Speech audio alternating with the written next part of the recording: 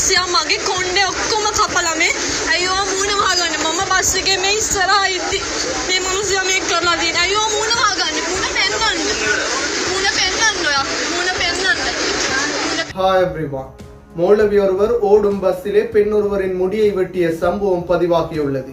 கடுகஸ்தோட்டையிலிருந்து கண்டி நோக்கி சென்ற பஸ்ஸிலே இந்த சம்பவம் நடைபெற்றுள்ளது.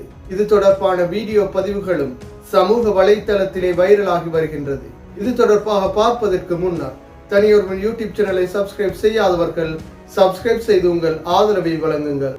මිනිස්සයා මගේ කොණ්ඩේ ඔක්කොම කපලා මේ අයියෝ මූණ වහගන්න මම බස් එකේ මේ ඉස්සරහා ඉද්දි මේ මිනිස්සයා මේක කරලා දින අයියෝ මූණ වහගන්න මූණ පෙන්නන්න ඔයා මූණ පෙන්නන්න.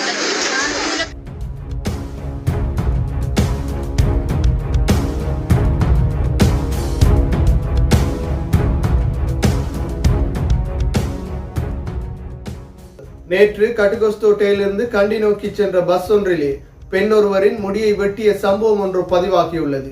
குறிப்பிட்ட சம்பவத்திலே மௌலவி ஒருவர் ஈடுபட்டதாக குற்றம் சாட்டப்பட்டுள்ளதுடன் வீடியோ பதிவுகளும் சமூக வலைத்தளத்திலே பகிரப்பட்டுள்ளது. கடுகஸ்தோட்டையிலிருந்து கண்டி நோக்கி சென்ற பஸ்ஸிலே 27 வயதுகளை உடைய ஒரு யுவதியின் முடிகளை வெட்டினார் என்ற குற்றச்சாட்டிலே இவ்வாறு மௌலவி கைதும் செய்யப்பட்டுள்ளார். குறிப்பிட்ட யுவதிக்கு பின் சீட்டிலே அமர்ந்து சென்ற மௌலவியே இவ்வாறு முடிகளை வெட்டியதாகவும் அதன் பின்னர் மௌலவியையும் வெட்டப்பட்ட முடிகளையும் குறிப்பிட்ட யுவதி புகைப்படங்களும் வீடியோ காட்சிகளும் எடுத்ததுடன் கூக்குரலிட்டதன் காரணத்தினால் பஸ்ஸிலே பயணித்தவர்களும் இணைந்து குறிப்பிட்ட மௌலவியை கண்டி போலீசிலே ஒப்படைத்திருந்தனர்.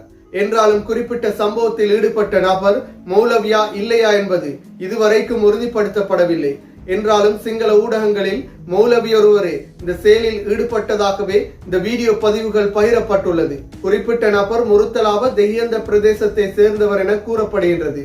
என்றாலும் ஏன் இந்த யுவதியின் முடிகள் வெட்டப்பட்டது என்பது தொடர்பான மேலதிக தகவல்கள் எதுவும் வெளிவரவில்லை. எனவே மேலதிக விசாரணைகளின் பின்னரே இந்த சம்பவத்தின் உண்மை தன்மைகள் வெளிச்சத்திற்கு கொண்டு வரப்படும்.